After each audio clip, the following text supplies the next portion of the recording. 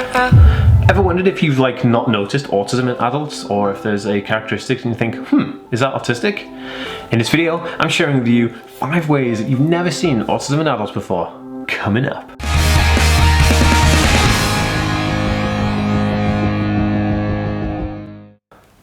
Hey guys, welcome back to TheAspieWorld. My name is Dan. I have autism, ADHD, OCD and dyslexia, and I make weekly videos on this type of content. So if you're new around here and you'd like to learn more, remember to hit that subscribe button by clicking the notification bell. And if you're watching over on Facebook, please give this page a like and a follow to see more videos just like this one right here.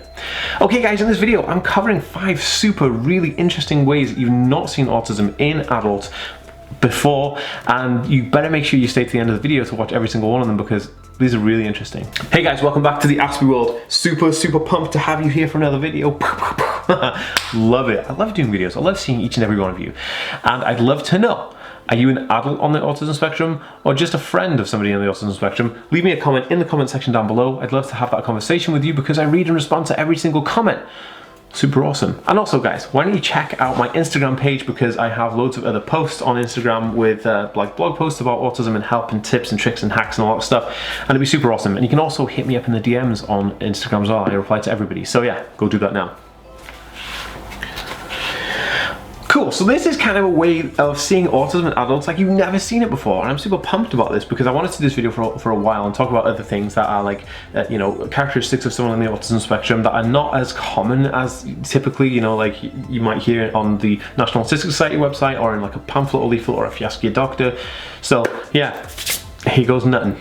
Okay, so we'll be covering 5 of them in this video, but you already know that, so let's get into it. Okay, so the first one is lack of social interaction. Now this is really interesting. So people on the autism spectrum, especially adults with autism, may not have the best social skills, right?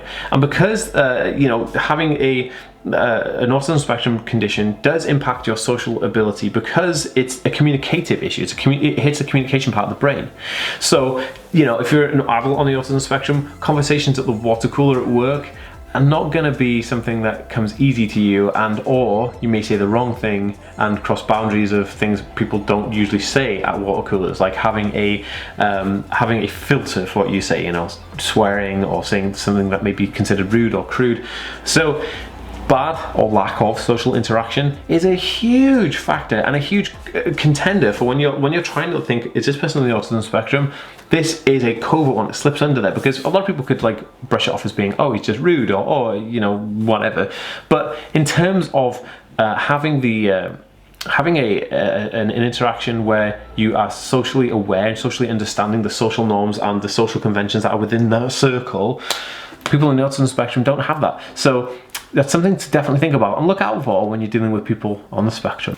Okay, so number 2 is reclusive. Now, an autistic adult may be really reclusive. They may kind of like withdraw themselves from social gatherings or social events because they're overly socially anxious about those things, and therefore by default become reclusive or become a recluse, because the things that they enjoy doing is like reading books or going to a library or going to a museum or playing video games or reading research or, you know, stuff like that. And, you know, it's not really a social event really is to read research, you know what I mean? So I think it's like, you know, it's a huge effort to go to a social convention, like say all your work colleagues or university friends are going out for a drink and they say, hey, you gotta come along. An autistic person would be typically more inclined to say, nah, it's okay, I'll probably stay home and study, or oh, no, I'm doing something else. I'll always have an excuse why they can't come out.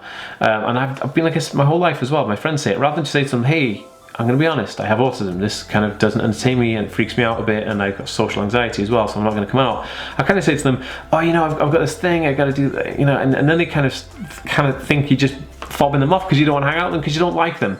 So it's actually it's not a bad thing that somebody doesn't want to hang out with you or you don't want to hang out with other people. It's just something that happens because you are on the autism spectrum. Your brain works in a slightly different way, and being, you know, staying at home and doing stuff, reclusiveness, is your cup of tea really at the end of the day. So it's something that's very interesting, because if you just see that, you know, you might just think that this person's being awkward or arrogant or whatever. You don't really think, okay, well, they're on the autism spectrum and this is a trait of autism.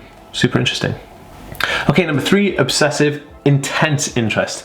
Now, we all know that people on the autism spectrum can get really into certain topics, right? They'll have a specific topic of interest, but an intense interest is when they get really intense into it. And adults on the autism spectrum seem to fall into this category quite well. So if someone, say somebody knows a lot about Marilyn Monroe, and but your specific interest is Marilyn Monroe, and then they say a specific line or genre or topic about Marilyn Monroe that is a factoid that isn't really accurately right, then the person on the autism spectrum could get really intense about this and think, hey, you said it wrong, this is completely unrelated, you don't know the context and blah blah blah. And so it's knowing how intense they get over certain obsessive interest topics that they know a lot about, which will kind of show you more that they're inclined on the autism spectrum, because that intense subject is almost like their life's work. They love that and they love talking about it, and they know everything about it, and they know what is the correct way to do it, and what, or correct way to talk about the thing, and what is complete tosh or non-fact related. So it's interesting to note that you might have been in a conversation, and you got to give me a thumbs up if you've ever come across this. If you know a guy you think's autistic and you come across a conversation of something that he knows about or she knows about, and they get really intense and almost like confrontational about it, it's because it's their thing, it's their topic. You don't sit on the topic. If you relate to this, you've got to give this video a thumbs up. Hit that thumbs up button right now. Let's see if we can get over like 450 thumbs up on this video, just so we can all look at it and go, oh my goodness, how many people relate to this? It's super awesome. I love it. So number 4 is a strict clockwork routine. And what I mean by this is an autistic adult who's on the spectrum will follow a routine like clockwork. Like they'll have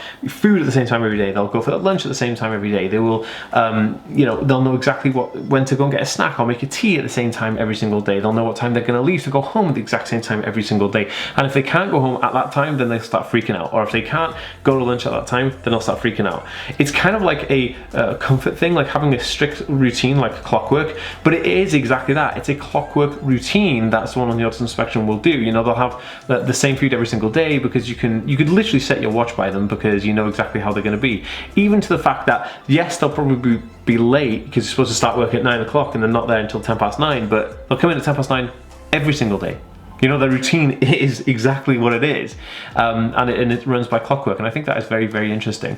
And it's one of the telltale signs that someone's on the autism spectrum if they have a very strict, rigid clockwork routine. Okay, so here is number 5. This one is intense emotions.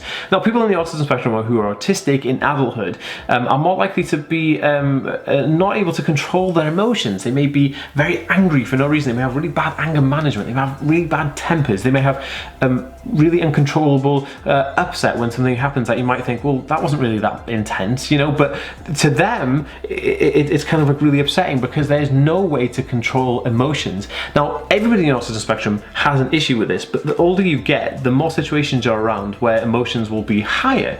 Maybe it's work related, or university study related, or it's like relationship related, but they can become very intense, those emotions, because emotions convey how we really feel. But if you don't understand how you really feel, how on earth are you supposed to convey them into an emotional response? This is why autism's is such a vast spectrum and quite an interesting concept, or an interesting subject to look at. Now, adults with autism will definitely display issues with the emotional control side of things and the emotional input that they have, especially to their friends and family and work colleagues and whatever. So my advice, if you are a person on the autism spectrum, is to look for anger management tips and tricks like that, and maybe check out like meditation to kind of help. I know that it's difficult because you have to kind of concentrate, and especially with me, I've got ADHD and concentration is very difficult, but meditation and guided relaxation and things like that can definitely help overcome with these intense emotions. Now, if you're a person who's watching this and you know someone who's on the spectrum who has intense emotions, the best thing you can do is not react negatively to the emotional response, because you know that it's not a thing where they're not turning into the Incredible Hulk at the end of the day. They're just trying to explain how they feel, but they don't really know how to do that. So just have a little bit more empathy and sympathy for them, and just kind of get down to that level and go, okay, I get it. They just need time to chill out and they'll be fine. It's not a vendetta. They don't like hate anybody. And I think like having support from friends, family, and people who know is going to be the best way forward, really, because then you're going to have this relationship where they know, okay, they've got intense emotions because they're on the autism spectrum. What can I do to help them? I mean, golden. That's that's a golden opportunity to really get close to somebody who's on the spectrum. Guys, if you think this video can help anybody at all, please share this video on Facebook and Twitter, and also tag them in the comments of this video to alert them that this video exists, because hey, if we can help people, that's super awesome. Also, make sure to give this video a like, thumbs up, and subscribe if you like this video. Alright, I'll see you next time, guys.